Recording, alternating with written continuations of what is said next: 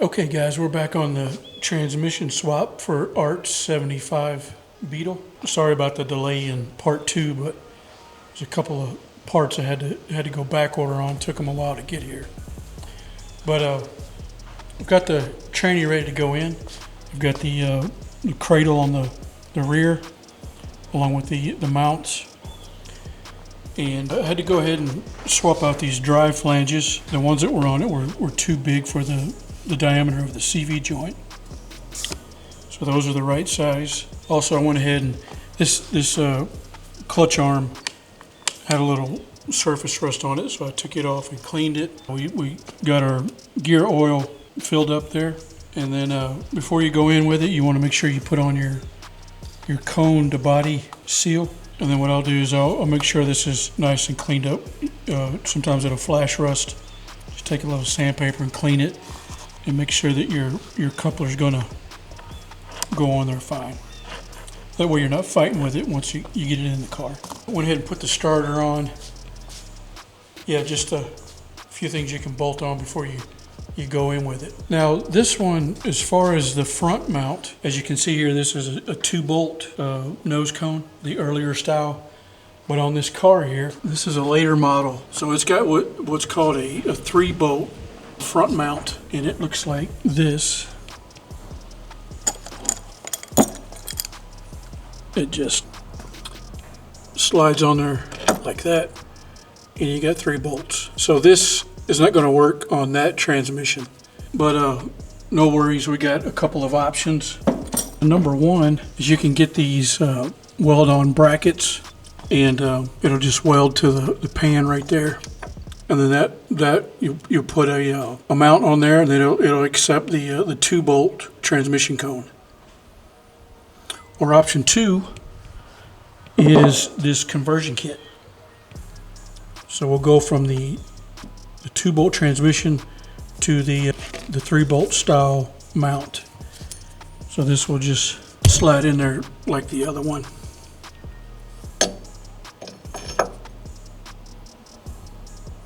And that'll bolt up. So we'll go ahead and start and bolt that up to the transmission.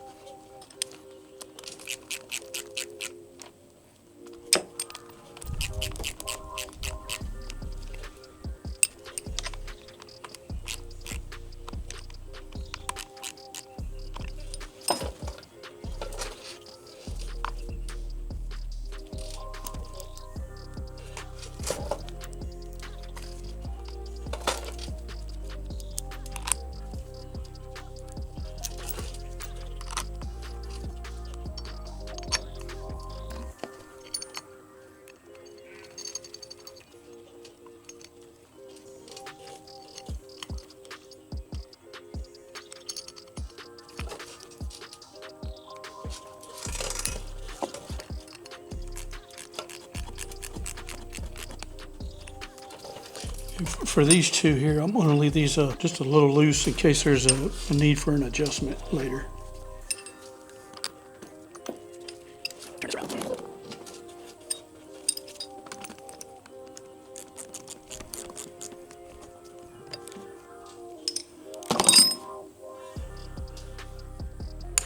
All right, let's put it in the car. And what I like to do is just leave the transmission on the push cart, lower the car down, and then just slide it in. Makes it real easy.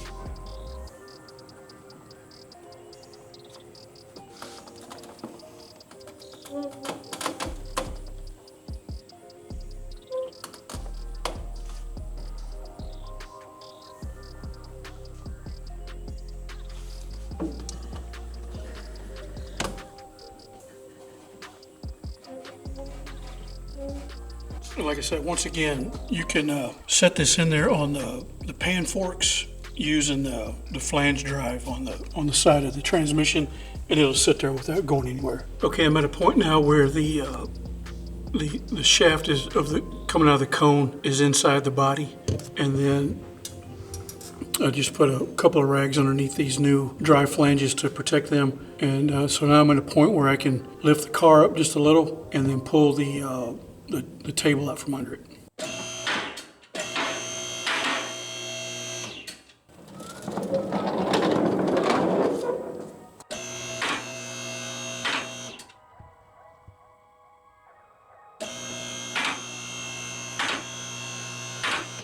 I did a test fit on this earlier. The shaft up here coming out of the cone where it goes into in the body, it wasn't necessarily centered on that hole. So what I did is I added a couple of shims. It was sitting up too high. So I added a couple of shims right here to bring it down to be more centered with that hole and in line with the shifter rod and the coupler.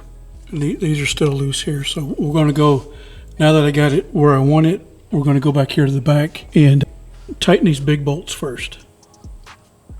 All right, you want to make sure your bolts are all nice and clean.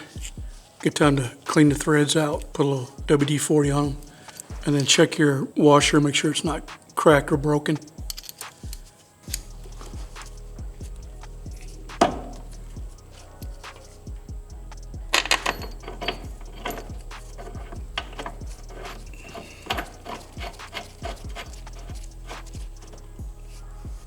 This way again. Whoop.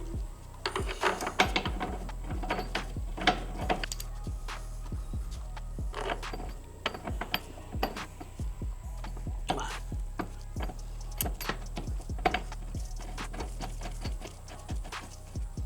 All right, and we'll throw the impact on it. And these are a 27 millimeter.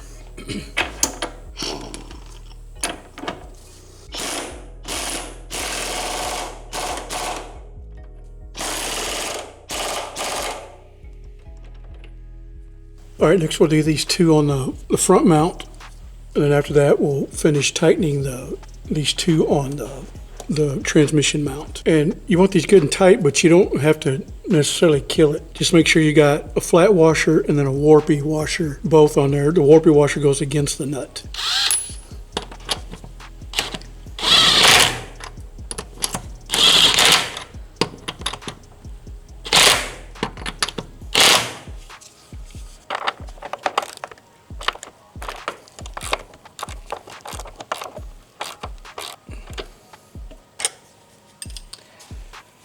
All right, so that's it for getting the transmission in. So next we'll move, I think we'll do the shifter rod next.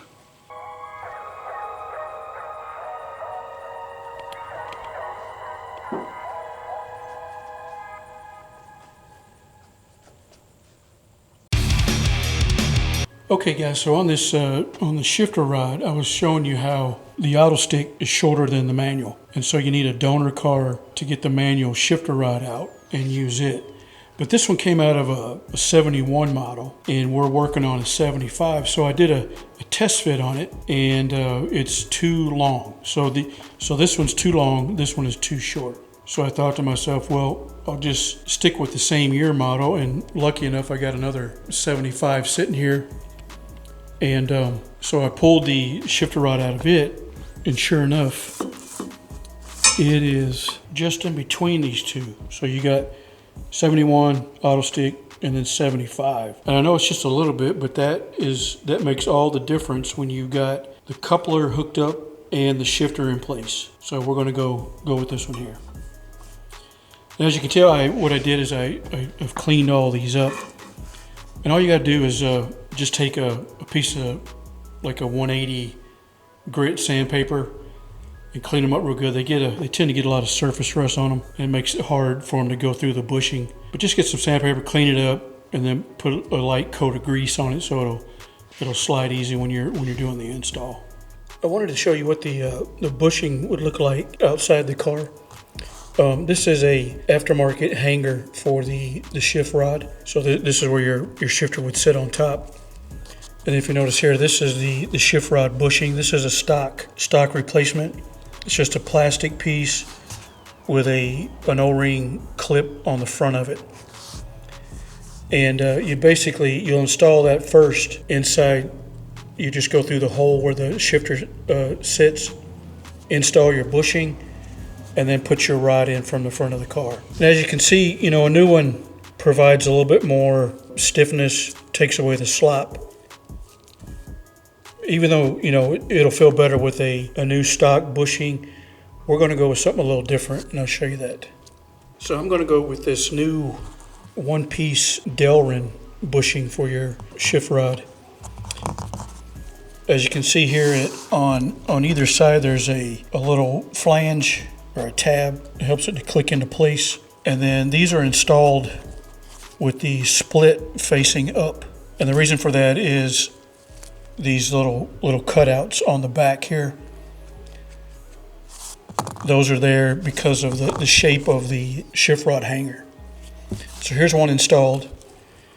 As you can see, it's much more firm, a bit tighter of a fit.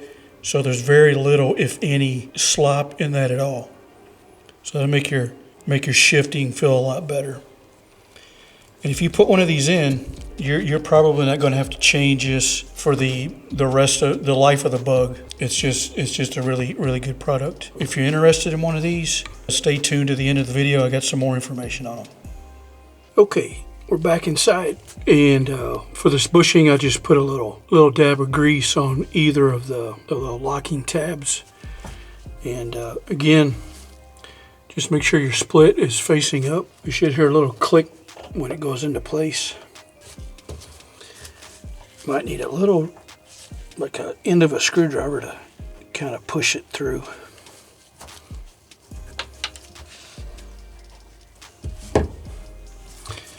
I'll just try the soft end of this screwdriver handle just to help push it in.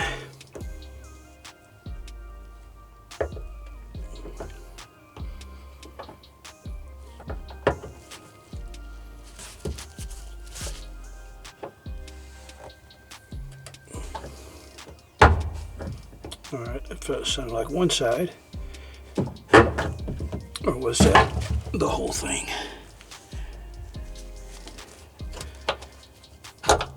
Nope. Try again.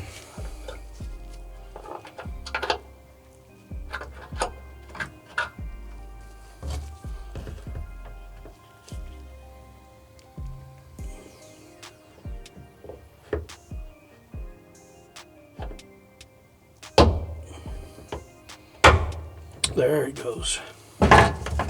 It's in there now. I'm gonna see if I can get the light and the camera in there just to show you what it looks like. Okay, just a quick look at it. It's installed the splits to the top, and then I've added a little grease on the inside of it. Okay, to go back in with the shifter rod, you don't need to use that wire and the long string to feed through and pull it in. You can simply just go up to the front, feed it in by hand, and it's long enough that the end of it will reach back to this hole here. And I just lay a piece of string in there so that it'll help me to lift it up. And if I can show you, it's already back here. Let's see if you can see that.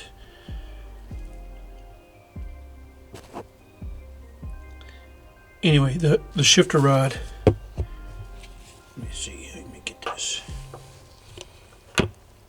Okay, there it is. And then from this point, I'll lift it up with the string, get it started in the bushing, and then go back up to the front and finish pushing it through with like a broom handle.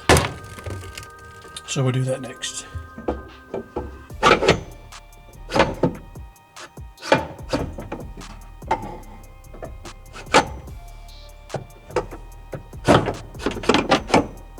Okay, I've got it all pushed all the way back into place. So now we can go ahead and hook up our shift coupler and then our shifter, and then kind of, you know, tweak it and adjust it as needed. And then just to show you how I push that back through the tunnel.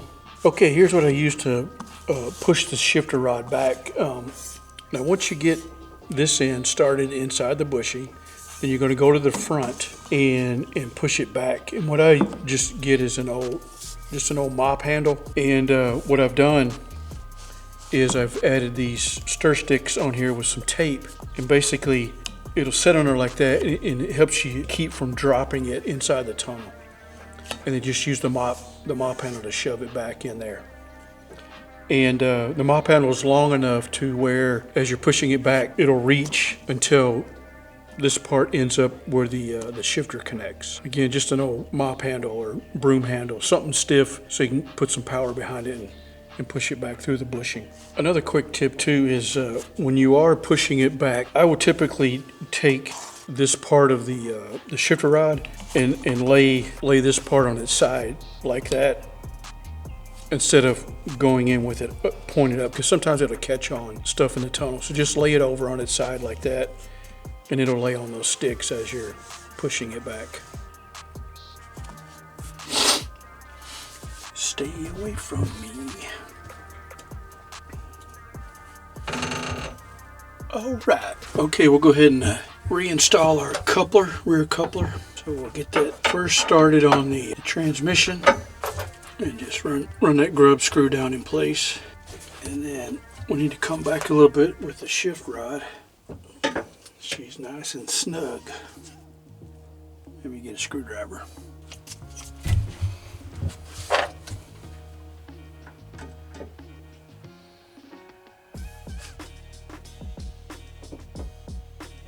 Okay, put our bolt in from the side.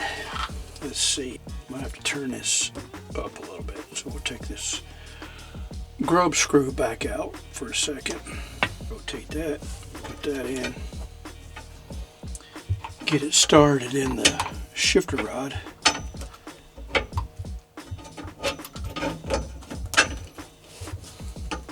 Okay.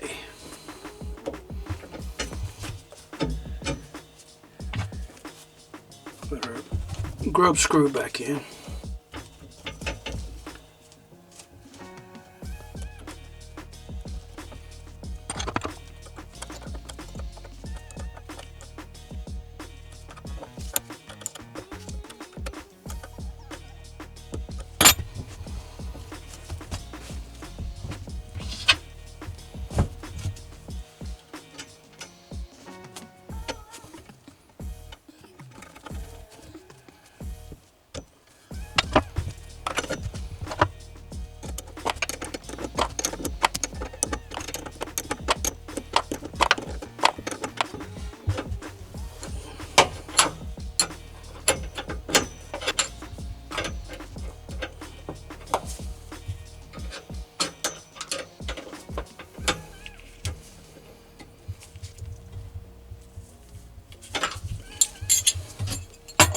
And then the last thing is our piece of safety wire.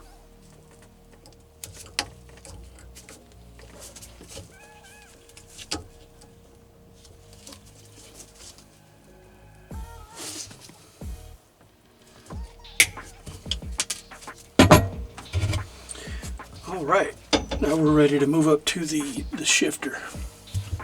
Now for the shifter, if you're gonna go ahead and reuse your stock shifter, which a lot of you probably are, just remember, don't forget this plate that goes on there below the shifter. And depending on the year model, like this one's got these two little lips or flanges that stick up on either side. The orientation of that is that the shorter one here on this side goes to the driver and the longer one to the passenger. And then you might have one where there's a couple more on either end of the plate, but all four of those will face up. And but this particular car, this customer wants to use an aftermarket shifter, so we're not going to use this plate. He's got one that comes with its own plate.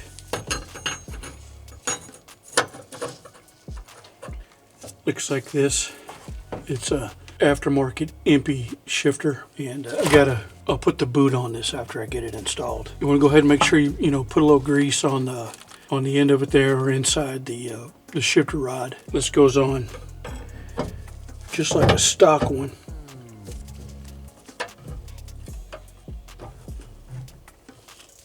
Let's see if it's got a no.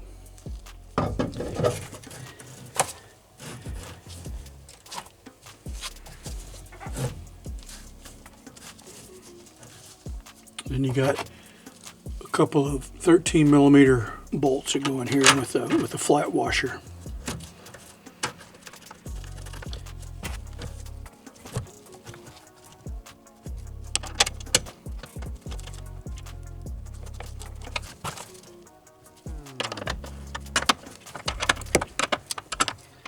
And then once you get it in, you want to go through the gears on it, and then you might have to, depending on preference, adjust this, front to rear or side to side.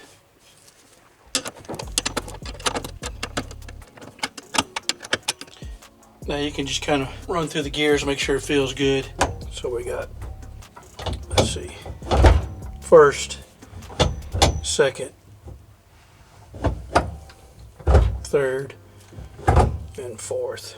It's kind of a short throw with this shifter, but everything feels nice and tight. And while I'm shifting, I'm looking at the coupler in the rear just to make sure everything looks normal.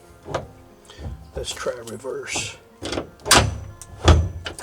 Okay, that looks good. Back to first.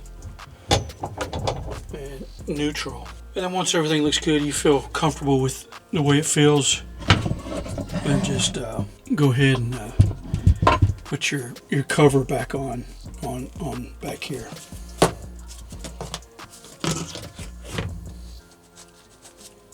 Okay, now we're ready for the clutch cable and the pedal assembly to go back in. And if you've ever changed one of these, you know that it's a bit of a challenge to keep the clutch cable on here while you're trying to install it. As you push the clutch cable in and you go in with this, sometimes it would just slip off of there. So what I like to do is drill a couple of holes. Basically right here, these are going to be small holes. And then maybe another one right here. And then I'll take some of that safety wire that I used earlier and just make like an X on this side, just enough to keep this from sliding off while I'm trying to install the pedal cluster. So we'll go ahead and drill those two holes.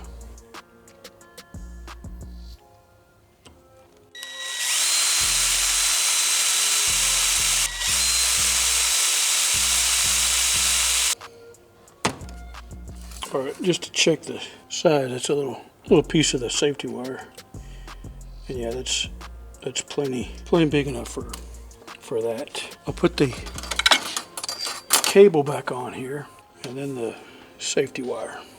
So here's all I did to put that piece of safety wire in there to hold this in place. Here's the cable, and you can see I drilled a hole there and there, and you just run your wire in through one of them, and then make an X across the cable, and then through the other one, and then back out, and then the other way, and then just tie it off down here. And that'll keep that from coming off as you're trying to install the pedal assembly.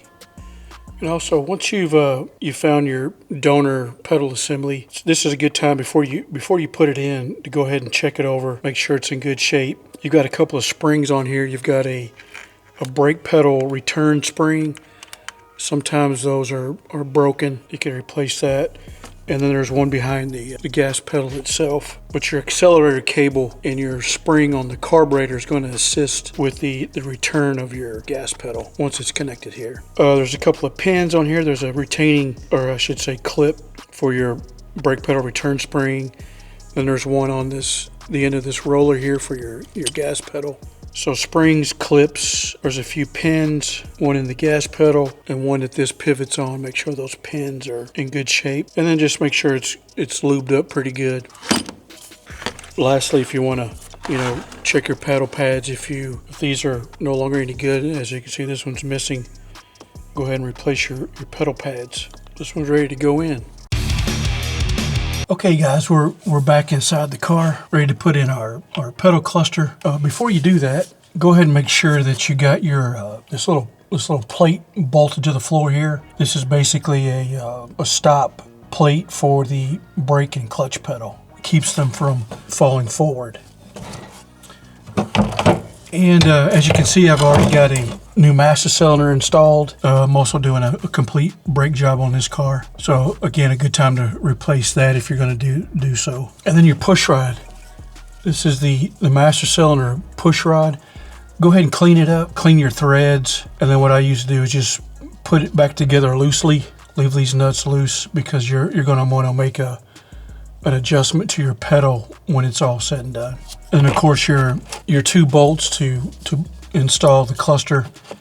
Again, these are a 17 millimeter wrench size. And go ahead and use a tap and die or a thread chaser, and clean up these threads and also the threads where these are going to install. Just make sure everything's nice and clean and has got some lubrication. So what I like to do is just kind of set the cluster here to the side and start with the end of the cable. You're basically just gonna find your clutch cable tube, and it's right there. It's about an inch back from the hole where the cluster installs. Just find that and start your cable in there. And again, make sure you're using the correct year model. The clutch cables changed, I think, about 3 or 4 times. So, just double check your year model, make sure it's the right one. Now that I got it started, just again, kind of reach in there and feel and make sure it's in the tube, and then just start sending it to the back.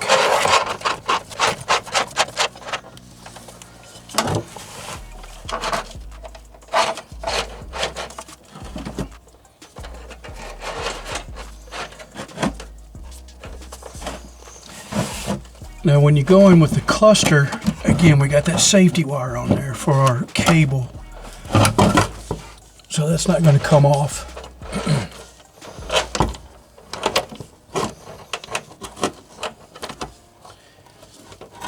If I could just get it oriented correctly. Turn it this way. Okay, there it goes. And then what I've done is I've taken, if you can see it, when you're installing these, this gas pedal tends to get in the way a lot. It's just flopping around, and especially when you're putting the 2 bolts in, it's kind of in the way. So I just took a little piece of wood and wedged it there to keep it stabilized.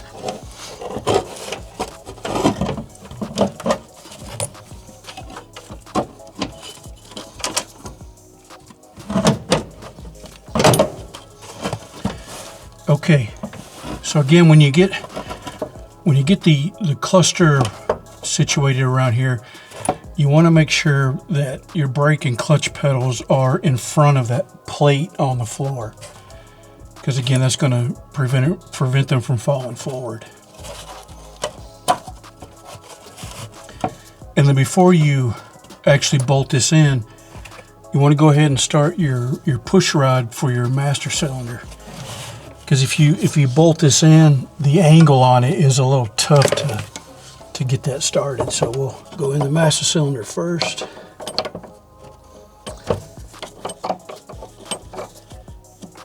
And then just kind of work it till you get this in on the pin on the brake pedal.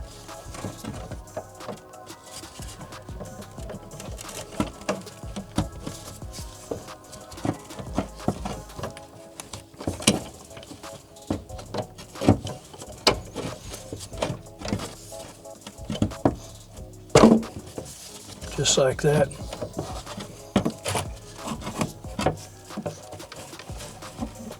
Okay. And now we're ready to go in with the 2 bolts. But I want to show you something real quick.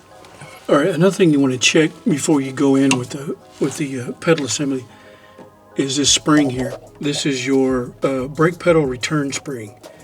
And just look at the orientation of it. You want this little hook down here that it's in at the end of the screwdriver. You want that on the bottom and facing you, so that once you go in, you can attach this. If you've got it the other way, which would be upside down, once you put the bolts in, then you can't spin that around the way it should be. Just check that before you go in with it. I'm going to start with the back bolt. It's usually the tougher one to get in or get started. But what I like to do is I'll use an extension. And inside the socket, I'll just roll up some masking tape with the sticky side exposed, and that'll help hold the bolt in the socket and helps you to get it started. So we'll go in like this. Get them finger tight first.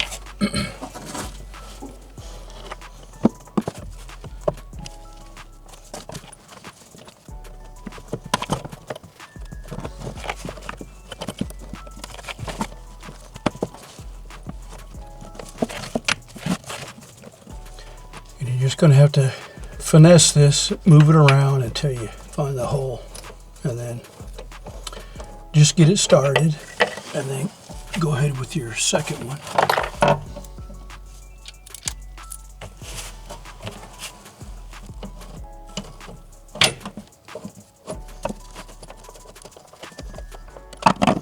Okay, both of those are started, and again, double check your pedals to make sure that they're in front of the that stop plate, and then once it looks good, you can go ahead and tighten those down.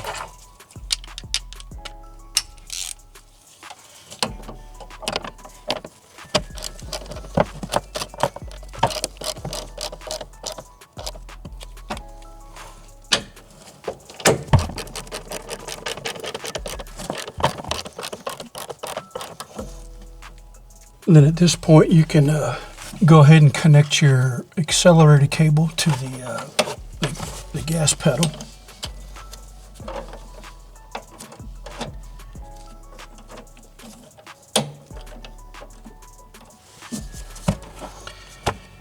Okay, and then we're gonna bring that spring up and connect it to the brake pedal. Let me get you back over here. Okay, with that in place, everything's, the two big bolts are tightened down. But you can see here that my brake pedal and my clutch pedal aren't aligned. So what I need to do is bring this back to about right there. So that means I'm gonna go down there with my 13 and loosen that stop plate and move it forward just a little bit, just enough to bring this brake pedal in line with the clutch pedal. I've got the clutch cable pulled all the way out the rear, and I've got it secured to where it's not moving. So that's the sitting position of the clutch pedal. And again, I want to make the brake pedal more in line with it. So I'll adjust that with that plate, and then from there we'll fine tune it by adjusting the push rod here, in or out, whichever it needs to be. And that's a 15 millimeter nut. And then you just tighten it down with the other nut here to lock it in place. But at this point, we need to, I want to make that adjustment off camera, but I want to show you how this spring goes on. So for the spring, you're going to reach down here with a screwdriver and just rotate this up. And it might take you a few tries, but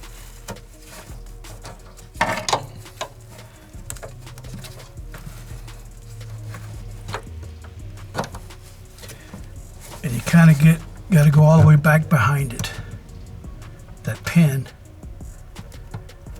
Let me get my screwdriver out. Oh, it flipped around. All right, I'm going to use this little hook tool. So once I bring it up with the screwdriver, I can hopefully grab a hold of it.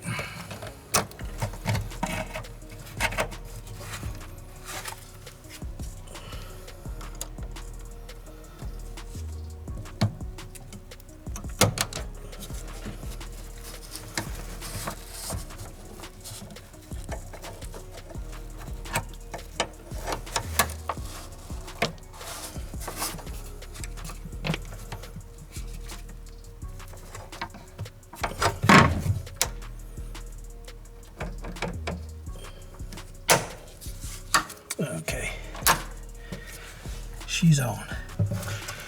And the last thing you got is this little retaining clip. That's just going to clip down on right next to the push rod and go over the top of that spring to keep it from coming off. Just like so. All right, we got the pedal cluster installed, and again, I'll make the final adjustments on that brake pedal later. So now we're ready to move back to the transmission and connect our clutch cable and install our Bowden tube. Okay, now we're back here at the driver's side of the transmission, and we're going to install our Bowden tube. Hopefully the transmission you get has one of these Bowden tube brackets on it. You're just going to take that off. They're typically a 13 millimeter nut on there, two of them. But just take that off. Then on your Bowden tube, again, you want to make sure this is year model specific. These also changed a couple of times. The length of them is different. But on one end, you got like a recessed area that's going to go against the tube that's coming out of the pan. And then this end with the collar on it is what's going to go through the bracket once we put that back on. So we'll start by putting the cable through this end.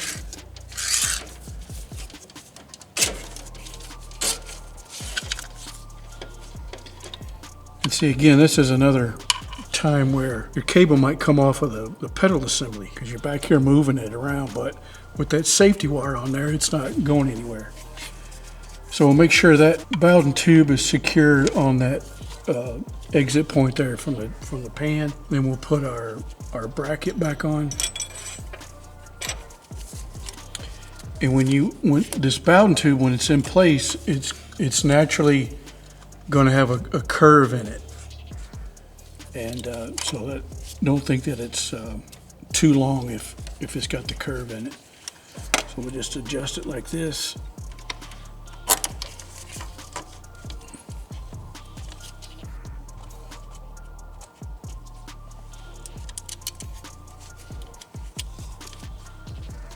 And these are, they're 13, and they don't have to be cranked down, and they're just good and snug. There's no torque setting on them or anything.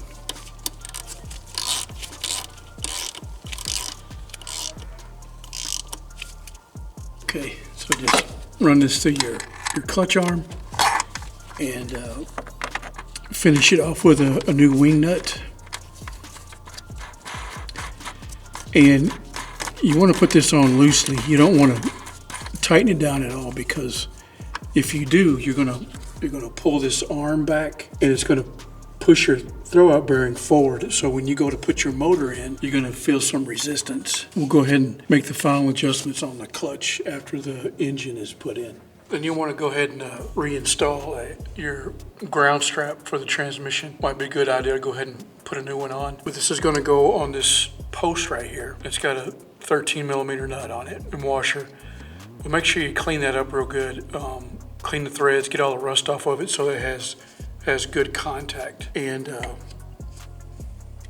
so we'll just bolt that on.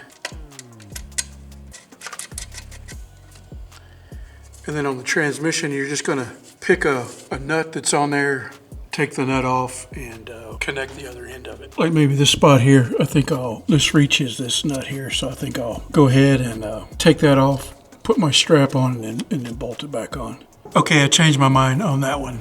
I went to loosen the bolt on this, and the whole thing's turning, so it means I have to dismantle the whole mount, and I don't want to do that. So I just went with one directly on the transmission itself. I just added a big flat washer between the strap and the nut.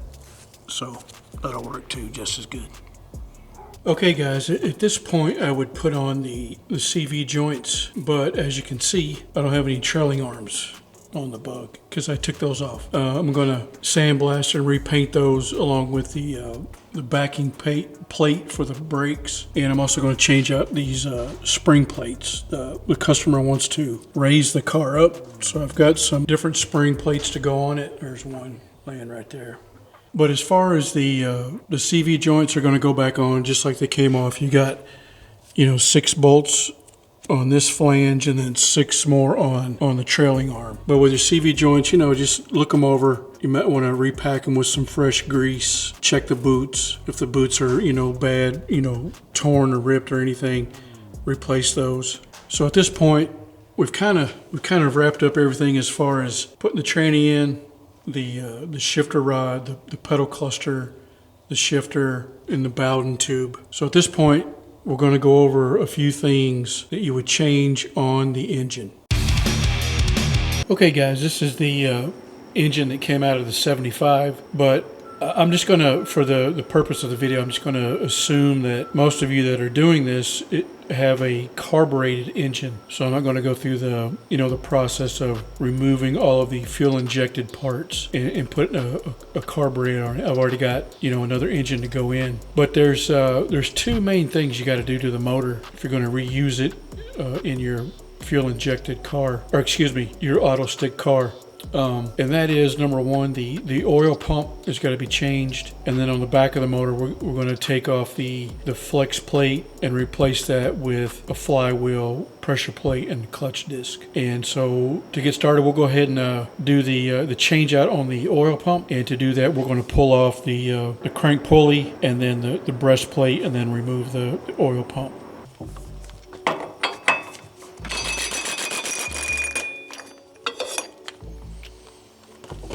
Now this car had an air conditioner on it, so that's why it's got this extra pulley on the front.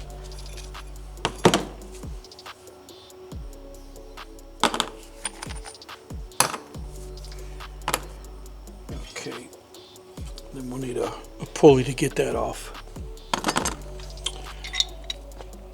Puller, I meant to say puller. You need a puller to take the pulley off. This is just a standard Volkswagen tool for your crank pulley. So we'll just slide this on here.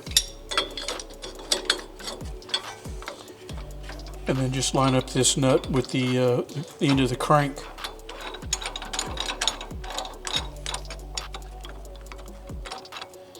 And hopefully this will come off pretty easy. I have broken these before.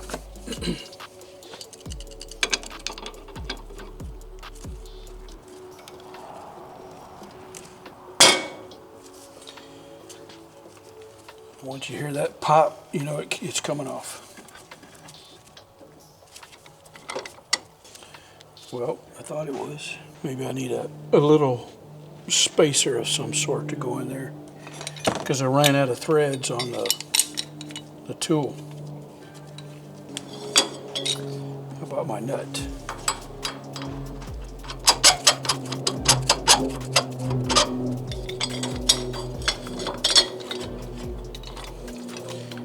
That should do it.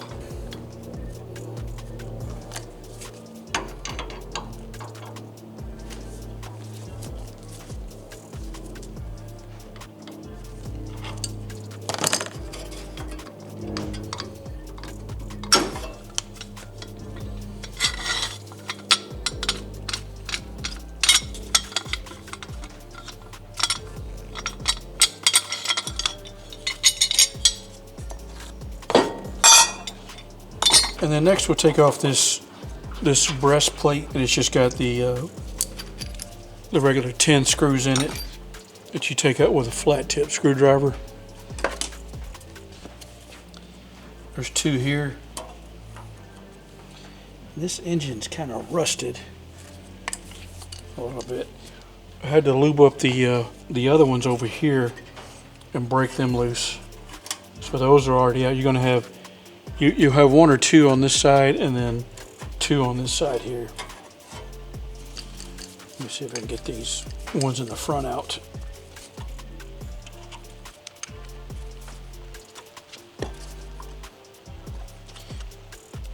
My cart's moving around on me. Let's see. Okay, I'm gonna have to put some vice grips on this, because I'm not getting it out with the screwdriver by itself. So we'll pinch it real tight,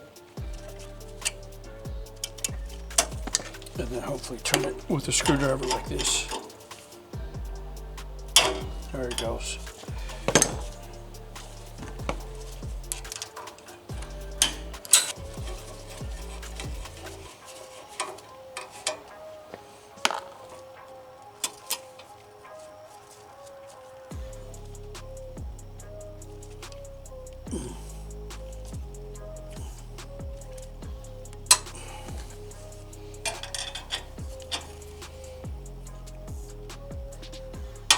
There it goes.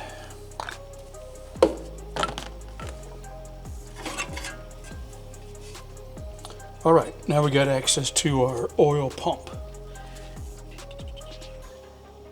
Okay, on the oil pump, it's just got only four nuts on it. They're all 13 millimeter. We'll pull those off and remove the plate.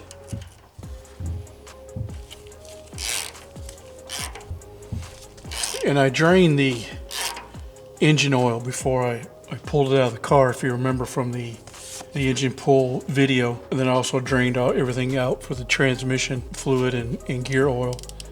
So there might be a little bit left in here, but it ain't gonna be a whole lot.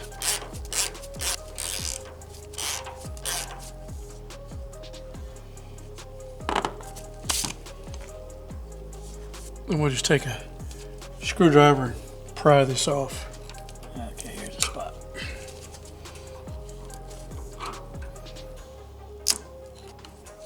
See, we're getting just a little bit of oil still left in there.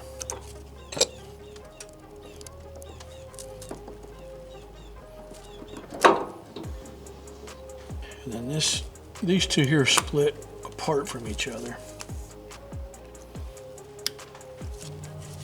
Nope. There we go. So you can see you got a couple of gears in here. And these are a little bit different size than the regular stock oil pump. So we'll set this aside, and what we'll do is I'm going to show you another pump. Okay, sometimes when you take these oil pumps out, the front plate will come out just fine, but the oil pump itself will be stuck in the engine case. And there's another puller for this one too. And I know I've used a couple of specialty tools. If you don't have these, you could probably rent these from like AutoZone or O'Reilly's. Actually, they're actually free. You pay for them when you take them, and then once you return them, they give you a refund. But if your oil pump is stuck, the first thing you can do, there's a couple of nuts on the engine case here and here. If you just loosen those up, that'll help with getting the pump out. If not, then you can just take out this gear.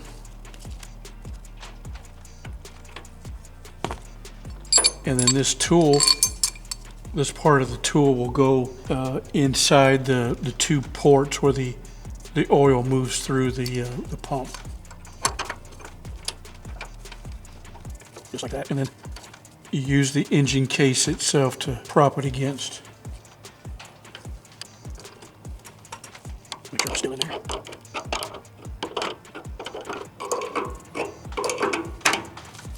Yeah. Okay. So you get the oil pump out, and then get you a good gasket scraper and take this old gasket off. You're going to want to put on a new one with the new oil pump.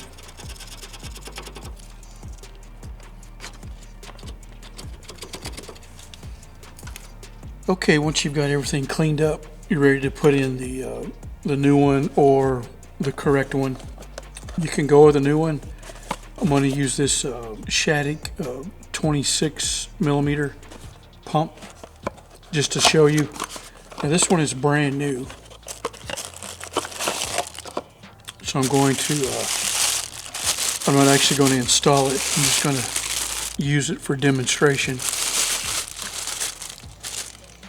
So you get the pump and the gears and a couple of gaskets.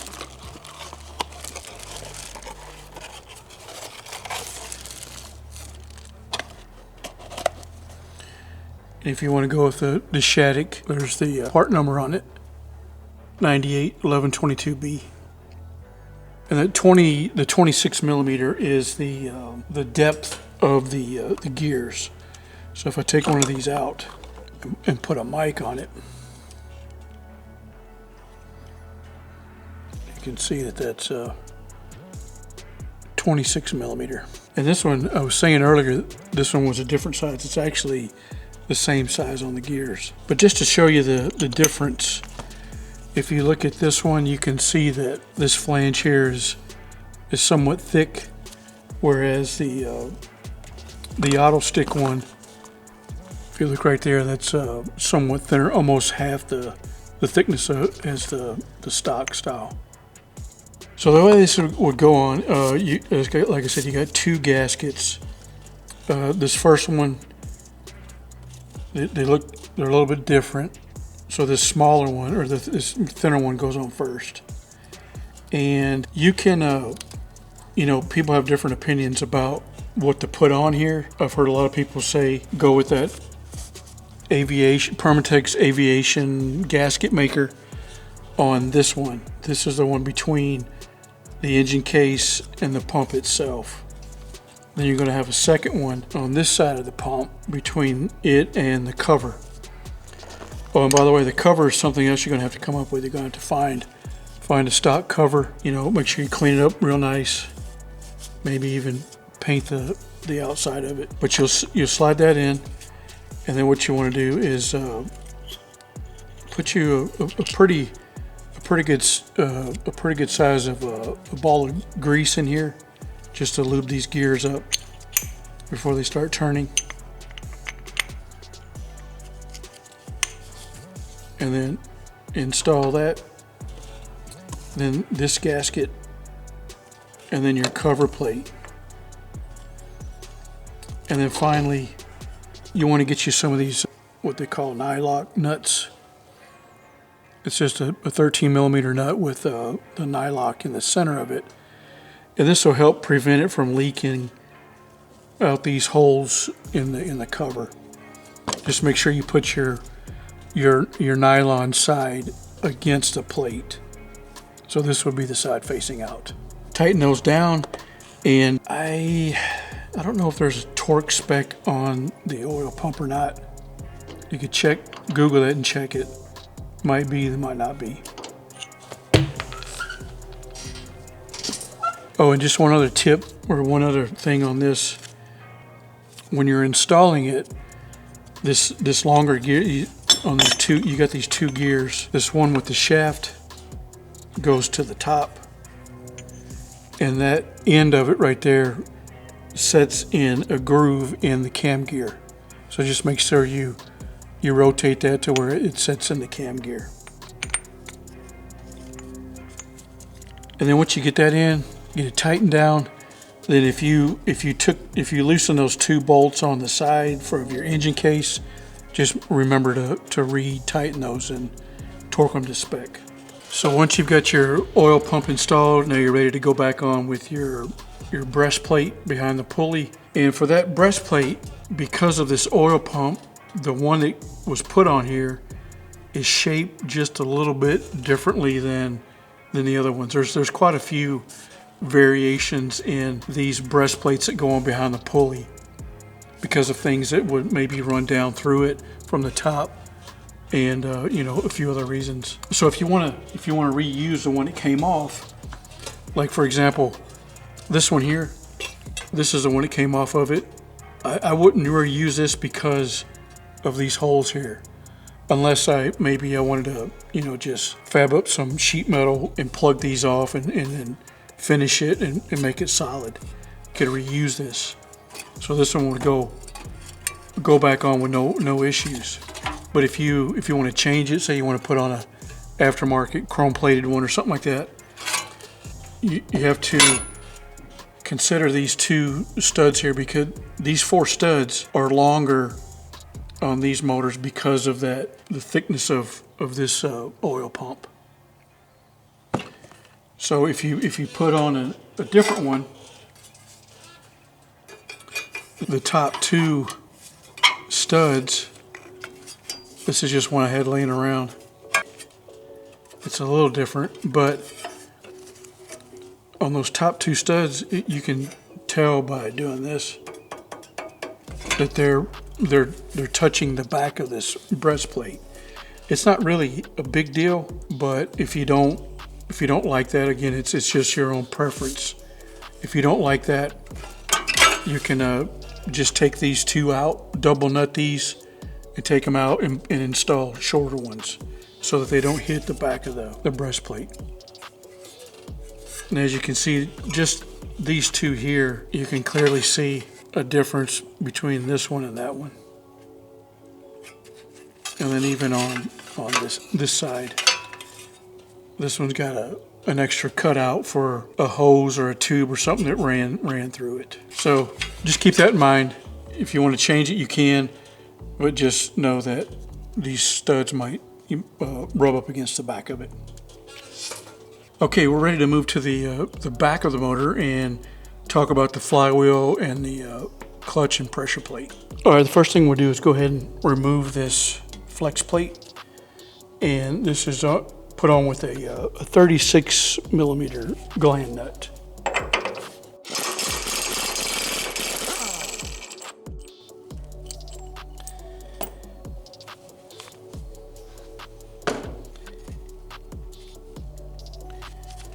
I thought that would come right off, but let's get some screwdrivers and wiggle it just a little. I'll just put this back in there so it doesn't fall down.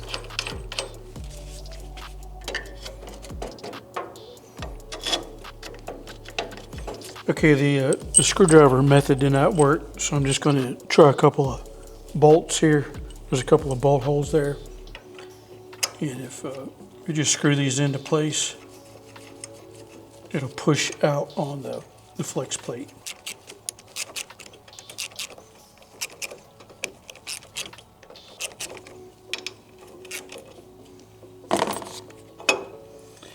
Just like that. Yeah, it's got some shims on it. Now, since you've went this far and you've taken all that off, this is a really good time to go ahead and change out your rear main seal. And that should just pop out with a screwdriver.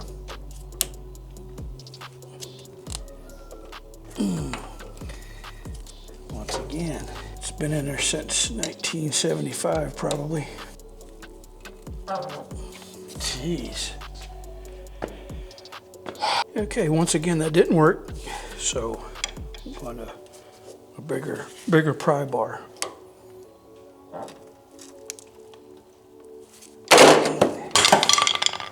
Thank you. Now to install the new one, I went ahead and took out the shims because we're going to put those back in a minute. But just, take something, make sure this is real nice and clean. Get your new main seal and just kind of get it started with a hammer like this.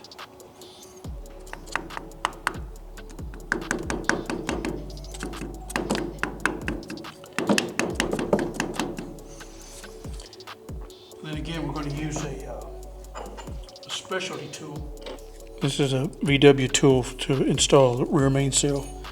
Just place it on there like that, and then use your gland nut. And that way it draws it in evenly. And you just spin that until you feel that seal bottom out on the case. And you're good to go. But again, I'm not gonna actually install it on here because just for demo purposes. Okay guys, we're almost done. We're now ready for the flywheel, and once you find a good flywheel, either new or used, go ahead and make sure you put in your O-ring inside. That just slips in there like that. And then I'll usually just take a little bit of motor oil on the end of my finger and kind of just lubricate it a little bit. If you get a new one, the new ones will usually come packaged with a coating of oil on it. So you want to make sure you clean that off, especially on this side where the clutch is going to make contact. And whether it's new or used, you want to take some sandpaper or maybe even a DA with I don't know, like a 420 grit maybe, and just kind of scuff up this surface here where the disc makes contact with it. And for your gland nut is different. This is the one that came off of the Autostick, and you can see that the head on it is a little more shallow. So you want to go with this one here. This is a regular flywheel gland nut and washer. Now before we put that on, you want to have like a selection of shims, because you're going to have to set your in play for this flywheel. And just take maybe 2 to 3 of these, maybe 4, I don't know, to start with, and put those back on the motor and before you put on your flywheel. And we'll set the in play before we do the final torque on it. Okay, again, your main seal will be on there, and then just take a few shims, put them on there. And those will slide in within the center of the main seal. Then we'll take our flywheel.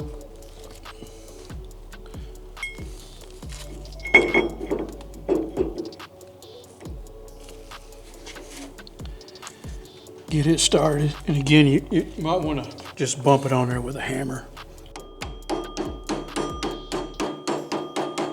And your flywheel gland nut and washer. And then you're just gonna, you don't have to put the full torque on this, you're just gonna tighten it up enough to where you can check the end play. So we're just gonna snug this up.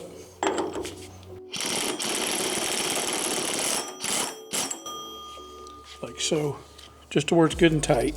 And again, it's the same socket size as the other one. And then for your end play is the amount of movement that this flywheel has from front to rear. So you want it to have some play in it, but not a lot. And ideally you want 3 to 5 thousandths movement on that. So you're basically going to set up an end play tool on this. I don't have one at the moment. And check it just by moving it with your hands in and out. And you can see on the end play tool the amount of movement you would have. And again, you want 3 to 5 thousandths. And you might go through a series of taking this off, adding or subtracting shims, putting it back on, and then checking it again. But once you're in that range, then you're good to go. So you get your end play set, then next you're just gonna go ahead and finish torquing this gland nut. And if you research it, you're gonna get anything from 235 to 270. I usually go with 250, and that seems to be a happy medium. So torque that down to about 250, and you'll need what's called a flywheel lock tool to keep it from moving as you're putting the torque on it. Once you've done that, take a little wheel bearing grease and grease up the inside of the gland nut, and then you're ready to go on with your clutch and your pressure plate. And for the clutch disc, you'll want to use a clutch alignment tool. Now this is actually out of a transmission, but that's what I use to set this up. So just put your clutch disc on there, and then this end of it will go inside the gland nut. And that's just there to hold that in place as you're putting on your pressure plate. And for your pressure plate, you'll want to get a good set of pressure plate bolts and washers. They're made specifically for that. And again, if you want a part number, that's B409020. And then you just take your pressure plate, place it on there, and there's 6 of them bolts. You kind of fasten them in a crisscross manner, and then there is a torque spec on that. And once you got it in place, you can remove this and then take off your flywheel lock. All right, the last item I want to talk about is the throwout bearing. If you've got a let's see, I think, 1970 and back, you're going to have a throwout bearing like this. And it's just going to kind of, dangle from the clutch arm. What you need for this type is a pressure plate with a ring on it. So you got your pressure plate, and it will have a steel ring right here, so that when you press on the clutch, this throwout bearing will connect with that, and it has something to ride on while it's spinning. But then in 71, if you've got something later, if you've got a 71 or later, you're going to have something like this, where they put a collar on there for the throwout bearing. So what it does is it makes the throwout bearing sit perpendicular to the ground. So it's not in there just kind of flopping around like this one would be. So with that one, you don't need the ring on the pressure plate. You can simply run this type, where it just has the fingers and no ring.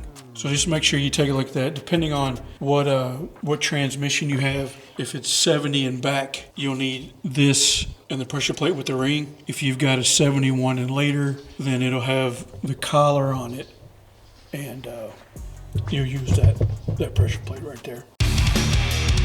Well, hey guys, that's it for the tranny swap. I know it was a lot of information, but if you think I missed something or you still have questions, just hit me up in the comments. But before you go, let's take a look at those bushings. All right, guys, if you're interested in one of these Delrin bushings, like I said, these are really nice. They make a big difference in the shifter, the feel of it, the firmness, and getting rid of all that slop that you might have in it. I don't have a website yet. I'm still working on that. But if you want one of these, you can just email me, and I can do either PayPal or Venmo, no problem. And they're $40 each. Plus another, $4 to $5 to ship it, depending on where you're at. But yeah, if you want one of these, let me know. Be glad to ship it out to you. All right, we'll catch you in the next video.